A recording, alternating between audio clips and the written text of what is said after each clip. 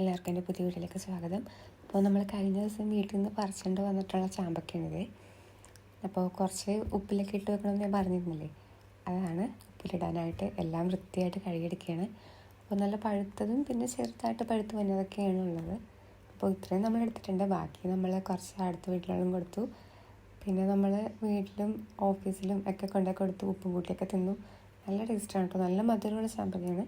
അപ്പോൾ ഇത് നന്നായിട്ട് കഴുകിയിട്ട് നമ്മളിത് കുഞ്ഞു കുഞ്ഞായിട്ട് അരിയണം. അതിൻ്റെ അകത്തുള്ള കുറേ മറ്റേ ആ ചുവന്ന സാധനങ്ങളുണ്ടല്ലോ,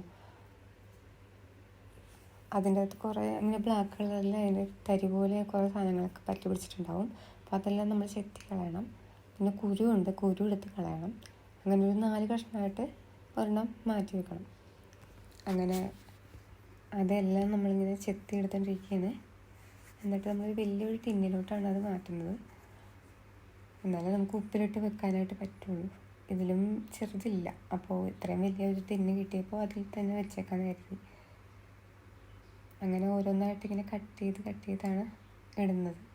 കുറേ ടൈം എടുത്തു കട്ട് ചെയ്യാനായിട്ട്. പിന്നെ നമുക്കൊരാഗ്രഹം തോന്നിക്കഴിഞ്ഞാൽ പിന്നെ നമ്മൾ പ്രശ്നമൊന്നും നോക്കില്ലല്ലോ. അങ്ങനെ ഒറ്റ മൈൻഡിലങ്ങ് എല്ലാം ചെയ്തു.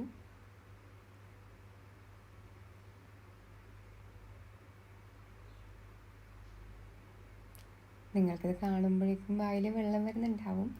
എന്നാലും ക്ഷമിക്കണം. ഇപ്പോൾ ഈ ചാമ്പക്ക സീസണാണല്ലോ, അതുകൊണ്ട് തന്നെ നമുക്കിത് ചെയ്യാതെ ഒരു വഴിയുമില്ല. ചാമ്പക്ക ഉള്ളവരുടെ വീട്ടിൽ മസ്റ്റായിട്ട് ട്രൈ ചെയ്ത് നോക്കണം. നല്ല വെറൈറ്റി ടേസ്റ്റാണ് നമുക്ക് കഴിക്കാനായിട്ട്.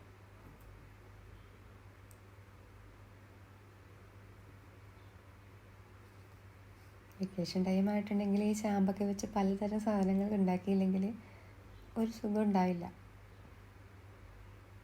ഞാൻ എല്ലാ വെക്കേഷനും ചാമ്പക്ക കുറച്ച് ഒന്നെങ്കിൽ വായിലിടും, അല്ലെങ്കിൽ ഉപ്പും കൂട്ടി തിന്നലൊക്കെയാണ്. ഇതിപ്പോൾ ആദ്യമായിട്ടാണ് ഉപ്പിലൊക്കെ ഇടുന്നത്.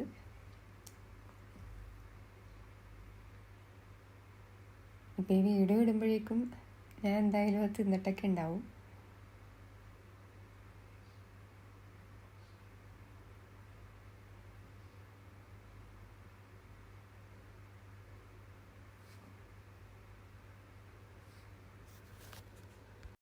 അങ്ങനെ ഏകദേശം എല്ലാം നമ്മൾ കട്ട് ചെയ്ത് തീരാറായിട്ടുണ്ട്.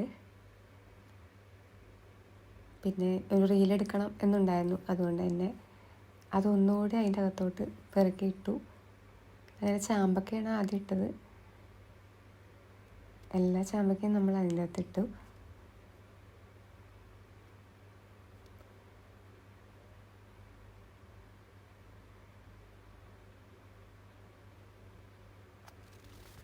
അധികമൊന്നും ഉണ്ടായിരുന്നില്ല. അതിൻ്റെ ഒരു 1/4 ഭാഗം ചാമ്പക്ക ഉണ്ടായിരുന്നുള്ളൂ.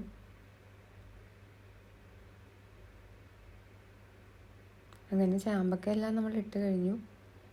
അതിന് ശേഷമാണ് നമ്മൾ അതിലേക്ക് ഉപ്പ് കുറച്ചിടണം. ആവശ്യത്തിന് ഉപ്പ്. അപ്പം ഞാനൊരു 2-3 സ്പൂണ് ഉപ്പ് അങ്ങോട്ട് ഇട്ടു.